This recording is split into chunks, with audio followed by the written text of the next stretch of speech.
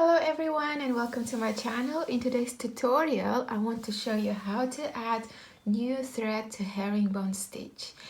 Now, I haven't done herringbone tutorials yet and I'm working on this beautiful bracelet that will come out in the next tutorial. But beforehand, I wanted to show you how to actually add new thread because some of you might be really beginners that don't know how to do that, and I want to make sure I cover that. So here, I'm coming upwards.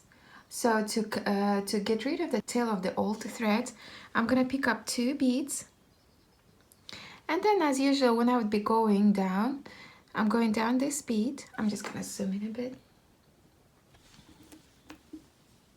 So I would be going down the next bead and coming out of the same bead, right? But here I do something different. I go downwards and come out, let's say, out of 5th bead. It doesn't really matter. You can go really down or come out here. But because I have a very short herringbone stitch here, I want to make sure I have enough space to make 1 or 2 knots. So I'm coming out of the 5th bead and I'm going down, pull my thread.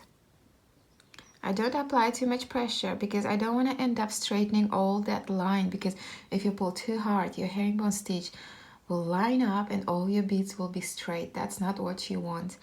Now I'm coming out of the 5th bead, and if you know, between all these beads there is a thread going. So I'm gonna go under between those 2 beads and come out, pull my thread. See, it's turning into a loop because there is a thread between those beads. I'm gonna leave a small loop, take my needle through and pull my thread carefully, just to make sure that loop stays in place. Now I'm gonna go down the same bead there, couple more beads. Let's say I came out of 4 beads here. I'm gonna pull my thread, not hard, just enough. See? Again, I'm gonna take my thread under those 2 beads that my thread's coming out of, because there is a thread there. Pull my thread, leave a small loop. The smaller the loop, better it is, because if you end up with a big loop, you might end up with a big knot and it will not look nice. And just pull my thread. You can see the knot, so when I go down a couple more beads, let's say I came out of 4 beads here, when I pull my thread, that knot's gonna be hidden between those 2 beads. See? It's gone. Now you can make 1 more loop. I like doing 3 knots, you know, just to be sure. But you can go ahead and cut your thread here if you're fine with 2 knots. I'm gonna leave a small loop, take my needle through, make a knot, pull my thread, and then I'm gonna go down as far as I can. Let's say I'm gonna come out here, pull my thread, and here I'm just gonna cut the tail at the very base. That's how you get rid of the tail. Now we have to add the new thread. I already have my 2 yards of thread. That's the length I prefer working with. You can add more, you can add less. It's entirely up to you. And I'm gonna thread my needle. And now here, important part is where you start. Like, by logic, you ended up here, right? You want to continue working here, and you would want your thread to add on that line. But that would be wrong. What you want to do, this is the line where we got rid of the tail. What you want to do, add the thread before that line.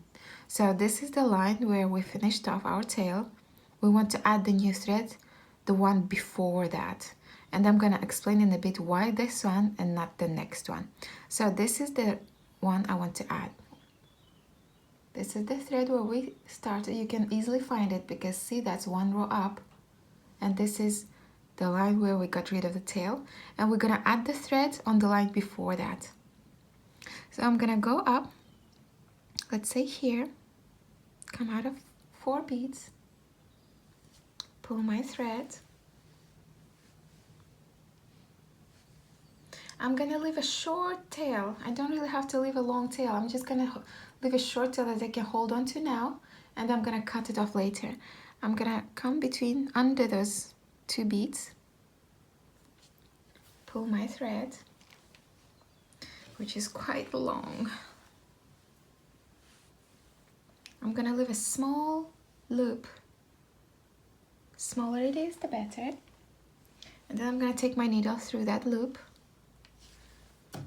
and pull my thread. And when I'm pulling my thread, I want to make sure I'm holding that tail here, or otherwise you're gonna end up pulling it all out again. And just make a small loop. Then I'm gonna go up, let's say 4 beads again, pull my thread, and that small loop you have is gonna hide between those 2 beads once you pull it. Okay. Again, I'm gonna come out under that thread between those 2 beads, pull my thread, leave a small loop, and take my needle through that loop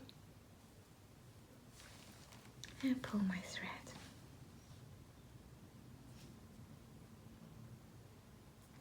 And then I'm gonna go up. I think 2 loops this time is enough. I'm gonna go up all those beads to come up on the top there. See? Then I'm gonna pull my thread.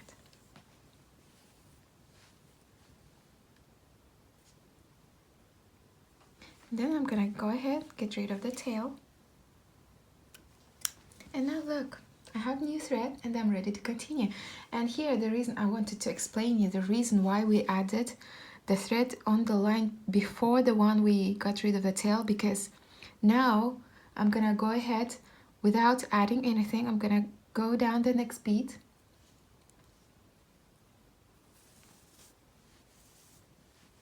and then I'm gonna go down this next one as well.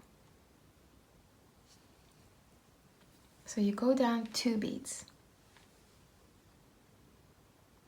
and then I'm gonna go up the next bead. Now here I want to explain why we added thread here, not here, because see, we're gonna go up now, we're gonna create that link between these 2 beads. But if we added the thread on this one, we would have continued adding beads, right? And we would have skipped this step and we wouldn't have any link here. That's why you add your thread on the line before the one where you got rid of the tail. So now I'm gonna go up this bead, and when I pull my thread, see where my thread's ending up? That's creating a link between these 2 beads. Now if I added my new thread here, I would have continued here, and this link here, it wouldn't be there. So you would end up with a small gap.